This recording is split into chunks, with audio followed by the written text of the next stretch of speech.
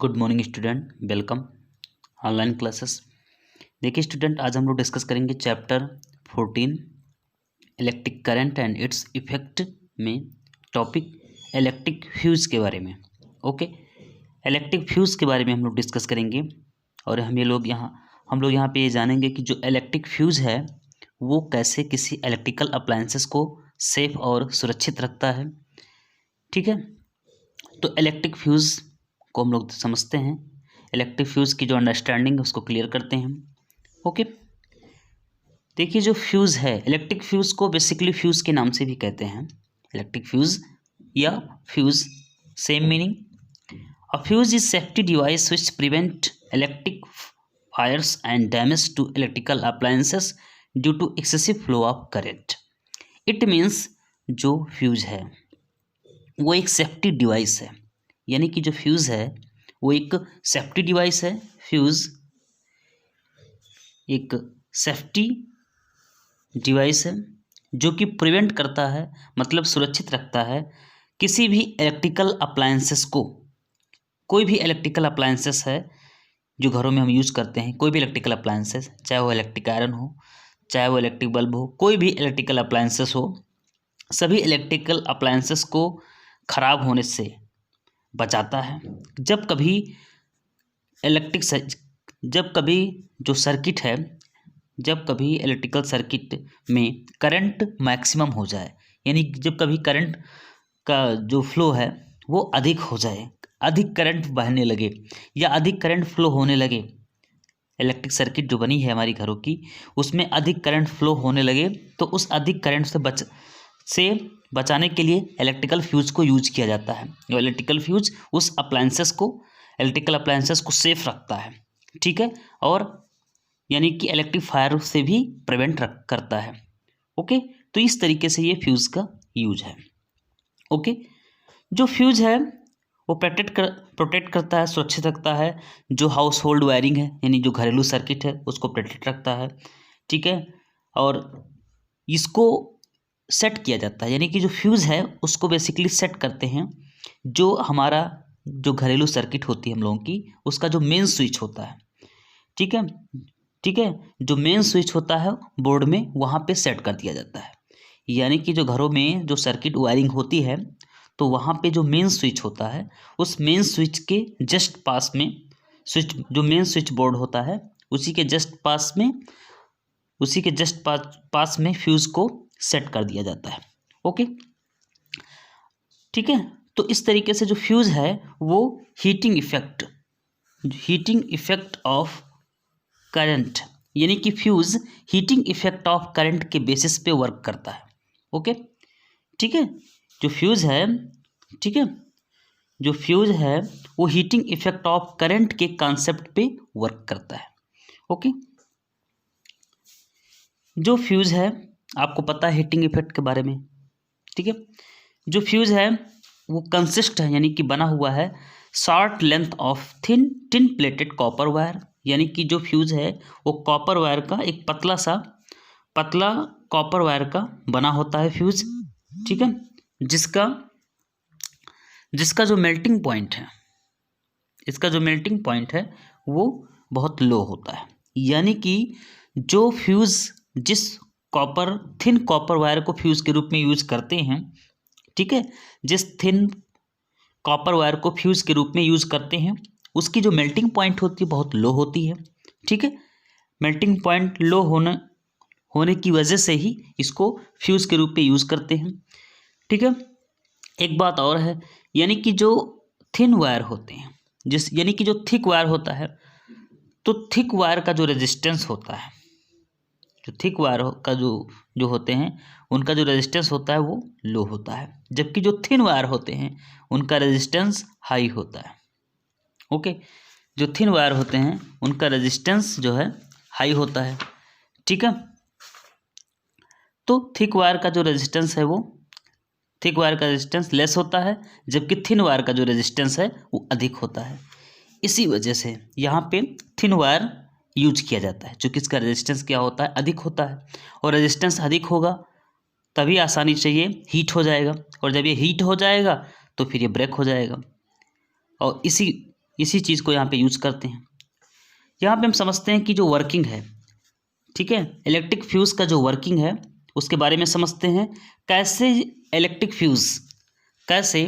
जो electric fuse है वो किसी हाउस होल्ड सर्किट को सेफ रखता है, सुरक्षित रखता है, या किसी इलेक्ट्रिकल अप्लायंसेस को कैसे सुरक्षित रखता है, इस बात को हम समझेंगे। ठीक है, यानी कि वर्किंग ऑफ इलेक्ट्रिक फ्यूज़ का जो वर्क है उसको समझते हैं कि कैसे इलेक्ट्रिक फ्यूज़ किस प्रकार का जो फ्यूज है वो किस प्रकार का सेफ्टी डिवाइस है जो किसी भी इलेक्ट्रिकल अप्लायंसेस को या हाउस होल्ड जो वायरिंग है, ठीक है, इलेक्ट्रिक वायरिंग, उसको सेफ रखता है। ओके, यानी कि जो थिन फ्यूज वायर यूज़ करते हैं, ठीक है, उसका जो रेजिस्टेंस होता है बहुत अधिक होता है, ग्रेटर रेजिस्टेंस, क्योंकि जो फ्यूज़ है वो बहुत पतला कॉपर वायर का बना होता है जिसकी मेल्टिंग पॉइंट बहुत लो होती है। तो जो थिन फ्यूज वायर हम यूज करते हैं जिसका रेजिस्टेंस बहुत हाई होता है, चूँकि हमें पता है कि जो थिन वायर होते हैं उनका रेजिस्टेंस हाई होता है, जो थिक वायर होते हैं उनका रेजिस्टेंस लो होता है। ठीक है, तो इसका रेजिस्टेंस यानी थिन वायर का रेजिस्टेंस हाई होता है, इसलिए यहाँ पे हम यूज करते हैं थिन वायर कॉपर का जिसकी मेल्टिंग पॉइंट लो होती है। ठीक है, जितना फ्यूज़ का पोर्शन है, जितना थिन वायर हम यूज़ करते हैं, जो फ्यूज़ का पोर्शन होता है उतना रेजिस्टेंस उसका क्या होता है, हाई होता है। लेकिन बाकी जो इलेक्ट्रिक सर्किट के बाकी जो वायर का पोर्शन है उसका जो रेजिस्टेंस होता है वो लो होता है। ठीक है, यानी कि बाकी की जो वायरिंग है, बाकी के जो वायर हैं, इलेक्ट्रिक फ्यूज़ को छोड़ करके इलेक्ट्रिक फ्यूज़ का पोर्शन, बाकी जो वायर है उसमें करंट आसानी से फ्लो होती है। ठीक है, यानी कि जो फ्यूज वायर है उसका रेजिस्टेंस क्या होता है, हाई होता है, चूंकि फ्यूज वायर बहुत पतला होता है, यानी कि जो थिन वायर होते हैं उनका रेजिस्टेंस हाई होता है। इस चीज़ को हम पहले से ही जानते हैं। ठीक है, जब करंट फ्लो होती है, यानी कि जो घरेलू सर्किट है वहाँ पे जब करंट फ्लो होती है, ठीक है, जब करंट फ्लो होती है, ठीक है, तो अगर कहीं से बाय द वे अचानक कहीं करंट बढ़ जाए, अचानक कहीं करंट मैक्सिमम हो जाए, घरेलू सर्किट में अचानक करंट कहीं मैक्सिमम हो जाए, तो उसी के प्रभाव से बचने के लिए कि जो इलेक्ट्रिकल अप्लायंसेस है वो कहीं डिस्ट्रॉय ना हो जाएं, या इलेक्ट्रिक जो सर्किट है उसमें कहीं आग ना लग जाए, तो इससे बचाने के लिए ही फ्यूज़ यूज़ किया जाता है। यानी कि जब जो घरेलू सर्किट है, ठीक है, उसमें जब करंट फ्लो होगी और अचानक कहीं करंट अधिक हो जाए, ठीक है, जो ये थिन फ्यूज वायर हम यूज़ करते हैं ये बहुत हीट हो जाता है। यानी जो थिन फ्यूज वायर हम यूज करते हैं ये बहुत हीट हो जाता है। क्यों हीट हो जाता है? क्योंकि इसका जो रेजिस्टेंस है बहुत हाई होता है। तो थिन वायर है इसलिए इसका रेजिस्टेंस बहुत हाई हो जाता है, और हाई होने की वजह से बहुत हीट हो जाता है, और हीट हो जाता है तो ये जल जाता है। और जैसे ही ये जल जाता है, ठीक है, जैसे ही जल जाता है यानी कि तुरंत मेल्ट हो जाएगा, चूँकि इसका मेल्टिंग पॉइंट भी बहुत लो होता है फ्यूज़ का, जो जितना फ्यूज वायर यूज़ किया जाता है, तो इसकी मेल्टिंग पॉइंट लो होने की वजह से ये आसानी से हीट हो जाएगा, और हीट होने के बाद में मेल्ट हो जाएगा, मेल्ट होने के बाद में ब्रेक हो जाएगा, और ब्रेक हो जाएगा तो सर्किट क्या हो जाएगी, डिस्कनेक्ट हो जाएगी। यानी सर्किट डिस्कनेक्ट हो जाएगी, यानी कि करंट जो है फ्लो को होना स्टॉप हो जाएगी, यानी कि जो घरेलू सर्किट है वहाँ पे करंट फ्लो होना स्टॉप हो जाएगा। यानी कि जो इलेक्ट्रिकल अप्लायंसेस है उसमें करंट जाना बंद हो जाएगी, उसमें करंट जाएगी नहीं, क्योंकि सर्किट क्या हो गई, डिस्कनेक्ट हो गई, सर्किट इनकम्प्लीट हो गई फ्यूज वायर के ब्रेक होने से, और हमारा जो अप्लायंसेस है वो सेफ हो जाएगा। हमारा अप्लायंसेस जो है वो सुरक्षित रहेगा, या जो सर्किट है वो सुरक्षित रहेगी। फिर हम उसके बाद में फिर हम दूसरा फ्यूज वायर वहाँ पे जोड़ देंगे, जो फ्यूज वायर मेल्ट हो गया उसके प्लेस पे दूसरा फ्यूज वायर वहाँ पे अटैच ज्वाइंट कर देंगे, जिससे फिर कंटिन्यू सर्किट कंप्लीट हो जाएगी और इलेक्ट्रिकल अप्लायंसेस प्रॉपर वे में वर्क करेंगे।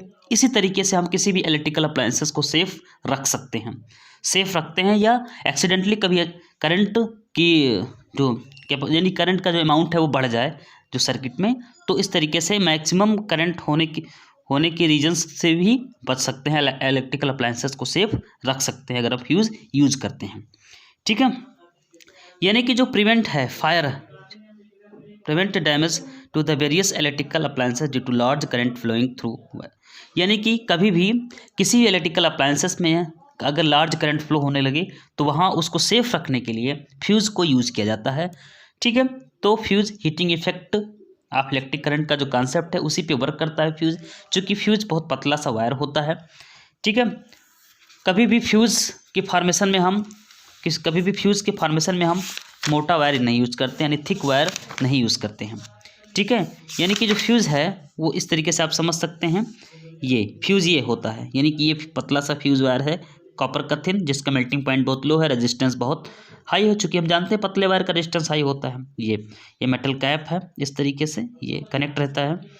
ठीक है, यही ब्रेक हो जाता है जब मैक्सिमम करंट फ्लो हो जाती है, ये सर्किट में कनेक्ट रहते हैं और ये मैक्सिमम करंट जब फ्लो होती है तो यही जो फ्यूज़ है ये, चूँकि इसका मेल्टिंग पॉइंट लो होता है, रेजिस्टेंस हाई होता है, इसलिए ये हीट हो जाता है। हीट होने के बाद में मेल्ट होना स्टार्ट कर देगा और मेल्ट होने के बाद में ब्रेक हो जाएगा, और जब ब्रेक हो जाएगा तो सर्किट में लगा रहता है, डिस्कनेक्ट हो जाएगी सर्किट, करंट फ्लो होना बंद हो जाएगी और हमारा इलेक्ट्रिकल अप्लायंसेस सेफ रहता है।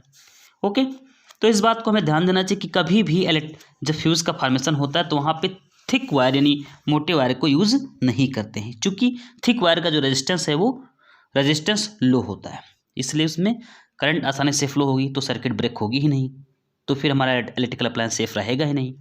इसलिए कभी भी जो इलेक्ट्रिक फ्यूज़ होते हैं वहाँ पे थिन वायर यूज़ किए जाते हैं, जिसका मेल्टिंग पॉइंट लो होता है और रेजिस्टेंस हाई होता है।